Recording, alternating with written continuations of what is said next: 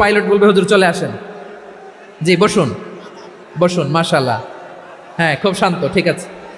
Police ভাইরা না খেয়ে দিনরাত আপনারা যাতে সুশৃঙ্খল একটা প্রোগ্রাম উপহার পান এটাই চেষ্টা করতেছে, আপনাদেরকে কষ্ট দিতে আসে নাই, একটু একটু সহযোগিতা করেন, জি মাশাআল্লাহ, হ্যাঁ ঠিক আছে। আমার প্রিয় ভাইরা, প্রতিবেশী আস্তিক হোক নাস্তিক হোক,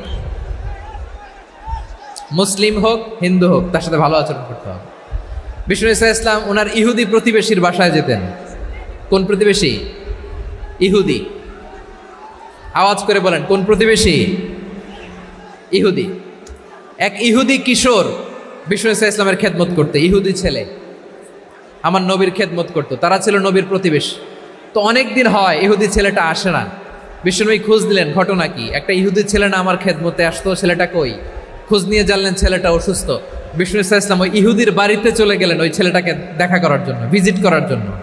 সুবহানাল্লাহ পড়বেন না?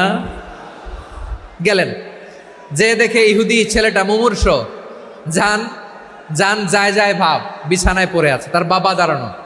বিশ্বনবী তার মাথার পাশে বসলেন, মাথায় হাত বুলিয়ে দিলেন, আর ছেলেটাকে বললেন আসলিম, হে ইহুদি ছেলে আসলিম, ইসলাম ধর্ম গ্রহণ করো। তো ছোট্ট ছেলে ভাবে আমরা ইহুদি, এখন ইসলাম ধর্ম গ্রহণ করলে আব্বা যদি বকা দেয়, ফানাযারা ইলা ওয়াজহি আবি, ছেলেটা তার বাবার চেহারার দিকে তাকালো, দেখি আব্বা কি কয়, আব্বা যদি বলে তাইলে ইসলাম ধর্ম গ্রহণ করবো। ইহুদি ছেলেটা তার বাবার দিকে যখন তাকালো, ওর বাবা বলে আতি আবুল কাসিম, আবুল কাসিম যা বলে তাই করো। আবুল কাসিম হচ্ছে বিষ্ণু ইসা ইসলামের একটা কুনিয়াত, উপনাম। আমার রাসূলের বড় ছেলের নাম ছিল কাসেম। যেমন দেখবেন আমাদের এলাকায় কারো ছেলের বড় ছেলের নাম যদি হয় আব্দুল্লাহ, এরা আব্দুল্লাহর বাপ বলে ডাকে। কারো বড় মেয়ের নাম যদি হয় ফাতেমা, এরা কি ডাকে? ফাতেমার বাপ বলে না? তো বিষ্ণু ইসা ইসলামের বড় ছেলের নাম ছিল কাসেম। ইহুদি বাবা বলল আতি আবুল কাসেম, আবুল কাসেম যা বলে তাই শোনো, মানে মোহাম্মদ যা বলে তাই শোনো। এই কথা শুনে ছেলে সাহস পাইছে, ছেলে আবার পড়তে আরম্ভ করলো আশহাদু আল্লাহ ইলাহা ইল্লাল্লাহ ও আশহাদু আন্না মুহাম্মাদার রাসূলুল্লাহ, পড়েন আল্লাহু আকবার। বিশ্বনবীর আহ্বান শুনে ওই আহ্বানে সাড়া দিয়ে ইহুদি ছেলে শাহাদা পড়ে মুসলমান হয়ে গেল। তার হৃদয়টারে ইমানের নূর দিয়ে আলোকিত করে দিল কে?